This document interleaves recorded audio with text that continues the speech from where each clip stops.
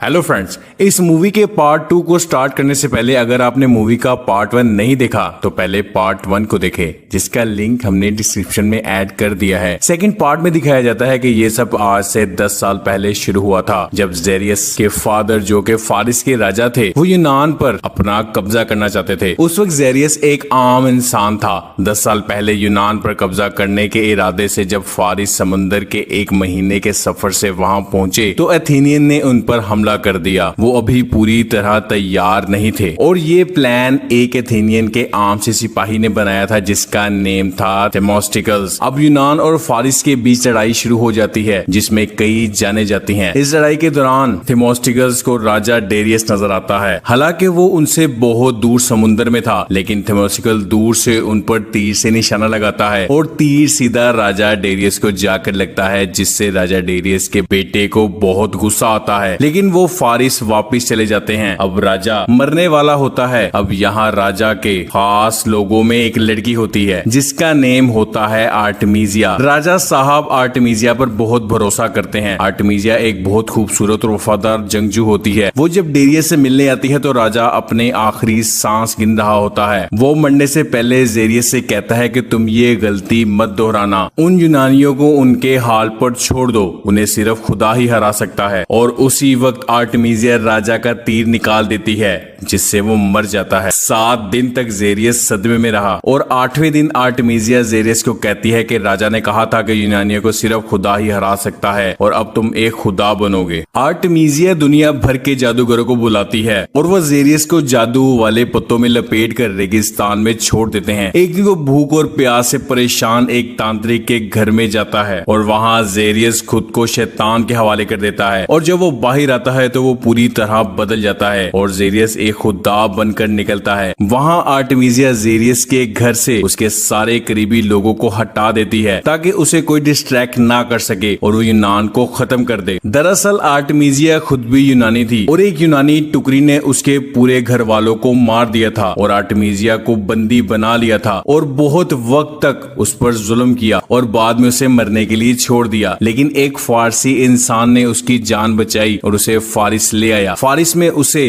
अव्वल दर्जे की ट्रेनिंग दी गई और आर्टेमिजिया एक खूंखार फाइटर बन गई और आर्टेमिजिया इसी वजह से यूनान से बहुत नफरत करती थी। और अब जेरियस अपने बाप का बदला लेने के लिए अपनी 10 लाख की फौज के साथ यूनान पहुंच जाता है। यूनान में लेनाइडस और उसके 300 सिपाही अच्छी टक्कर देते हैं, लेकिन आखिर में वो सब शहीद हो जाते हैं। फारिस की एक बहुत बड़ी टुकड़ी की कमान आर्टेमिजिया ने संभाल रखी थी और वो जेरियस की फौज की दूसरी तरफ होती है। जब वो समुद्र में होती है तो थेमोस्टिकल्स अपने जंगी जहाज लेकर उसकी तरफ बढ़ जाता है। आर्टेमिजिया के जहाजों के सामने थेमोस्टिकल्स के जहाज बहुत छोटे होते हैं, लेकिन वो इस बात को अच्छी तरह से जानते थे कि फारसी जहाज सामने से मजबूत होते हैं लेकिन बीच से उतने ही कमजोर। अब आर्टेमिजिया अपने कई जहाज थेमोस्टिकल्स के जहाज को खत्म करने के लिए भेजती है, लेकिन थेमोस्टिकल्स के प्लान के आगे फारसी जहाज टिक नहीं पाते और वो इनके जहाजों को बीच में अपने जहाजों से टक्कर मारते हैं, जिससे उनके जहाज तबाह हो जाते हैं और इस हमले से यूनान की जीत होती है। इस बात से आर्टेमिजिया को बहुत गुस्सा आता है। उसका एक सिपाही कहता है कि सूरज ढलने से पहले जीत हमारी होगी, ये मेरा वादा है। वो कहती है कि काश ऐसा हो और वो वहाँ से चली जाती है। इसके बाद फारसी फिर से थेमोस्टिकल्स की तरफ बढ़ते हैं, पर जैसे ही वो उनके पास पहुंचने वाले होते हैं थेमोस्टिकल्स अपने जहाज समेत वहाँ से निकल जाता है। फारसियों को लगता है कि वो भाग रहा है और वो उसका पीछा करते हैं। जिस तरफ थेमोस्टिकल्स अपने जहाज को लेकर जाता है वहाँ बहुत धुंध थी। फारसी की फौज को कुछ भी नजर नहीं आ रहा था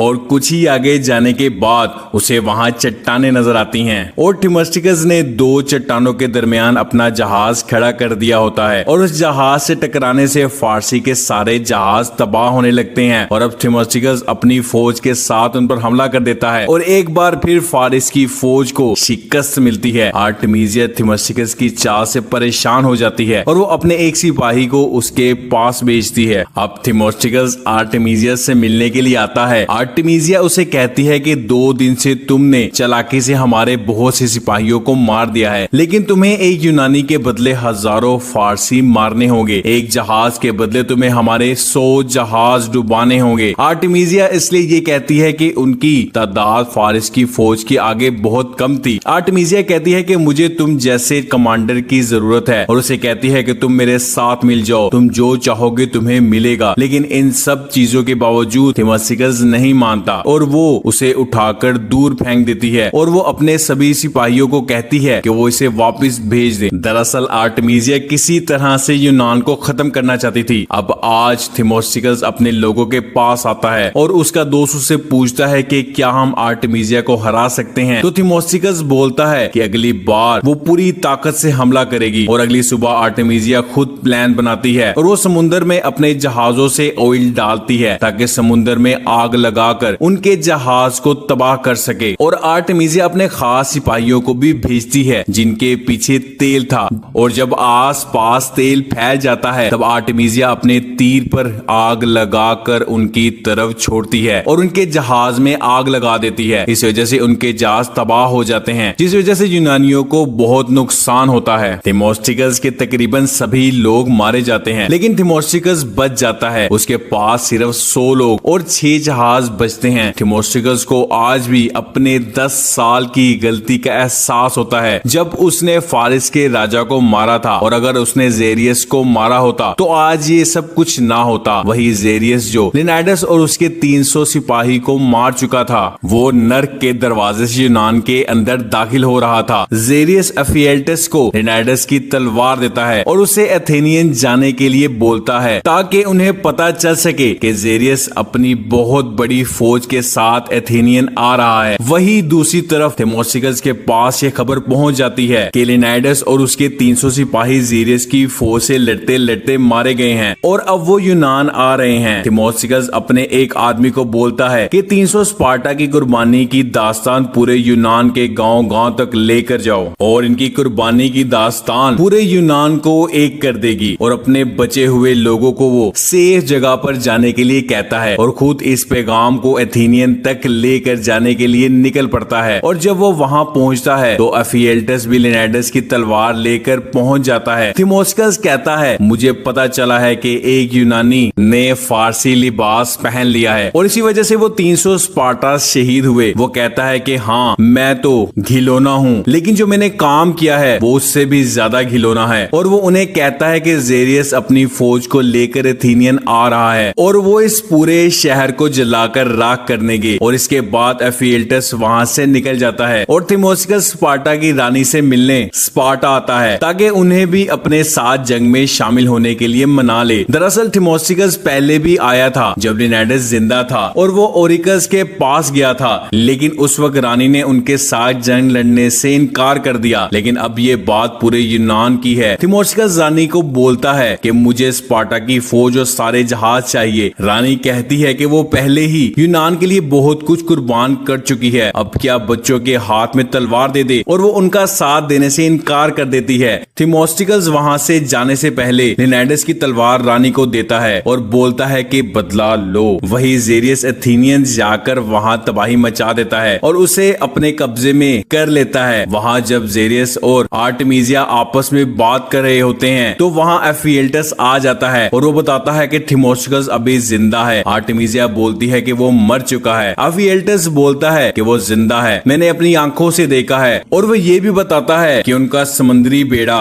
एक पहाड़ी में है। आर्टेमिसिया वहां जाने लगती है, लेकिन जेरियस उसे रोकने के लिए कहता है और कहता है कि पहले हमें पता लगा लेना चाहिए कि कहीं कोई चाल तो नहीं। आर्टेमिसिया कहती है कि अब जंगी मामलात में क्या तुम मुझे मशवरा दोगे, जिस पर जेरियस को गुस्सा आता है और वो उसे कहता है कि तुम्हारी हिम्मत कैसे हुई मुझसे इस तरह से बात करने की। आर्टेमिसिया कहती है कि तुमने 300 स्पार्टन्स को मार दिया और एथेंस शहर को जलाकर इस शहर को मिट्टी में मिला दिया। इस बात से जेरियस को गुस्सा आता है और वो आर्टेमिसिया को एक थप्पड़ मारता है। आर्टेमिसिया बोलती है कि मैं तो हमला करूंगी। आर्टेमिसिया बोलती है कि तुम भूलो मत कि तुम्हारे सर पर ये ताज किसने रखा है, और ये कहकर वो वहां से चली जाती है। वही थेमोस्टिकस ये जानता है कि वो स्पार्टन्स के बगैर उनका मुकाबला नहीं कर सकता और उसके लोग उसे बोलते हैं कि जो कुछ भी हुआ है उसके जिम्मेदार सिर्फ तुम हो। और वो बोलता है कि मैं मानता हूँ, लेकिन अगर तुम जाना चाहते हो तो जा सकते हो, मैं किसी को नहीं रोकूंगा, क्योंकि थोड़े से लोग आर्टेमिसिया की बड़ी फौज का मुकाबला नहीं कर सकते। लेकिन उनमें से कोई भी नहीं जाता और वो लोग ये फैसला करते हैं कि वो फारिस की फौज का मुकाबला करेंगे, चाहे उनकी जान ही क्यों ना चली जाए। अब थिमोस्टिकस आर्टेमिसिया को खत्म करना चाहता था, क्योंकि वो जानते थे कि आर्टेमिसिया के बिना फारिस की फौज कुछ भी नहीं कर पाएगी। अब एक तरफ थिमोस्टिकस के 6 जहाज थे और दूसरी तरफ आर्टेमिसिया के कई 100 जहाज। इसके बाद इनके जहाज आमने सामने आ जाते हैं और दोनों के दरमियान लड़ाई शुरू हो जाती है। आर्टेमिसिया कई यूनानियों को मार देती है, क्योंकि वो एक बहुत खतरनाक फाइटर थी और थिमोस्टिकस अपनी जान पर खेलकर किसी तरह आर्टेमिसिया के पास पहुंच जाता है। इसके बाद इन दोनों के दरमियान बहुत जबरदस्त फाइट होती है, लेकिन आखिर में आर्टेमिसिया को थिमोस्टिकस मार देता है। लेकिन अभी भी ये थोड़ी सी फौज फारिस की बड़ी फौज से मुकाबला नहीं कर सकती थी। लेकिन लिनाइडस और उसके 300 सिपाहियों की मौत ने पूरे यूनान को एक कर दिया था और स्पार्टा की रानी भी अपनी फौज के साथ वहां पहुंच जाती है और फिर से लड़ाई शुरू हो जाती है। ये सब जेरियस दूर एक चट्टान से देख रहा था और इसे देखकर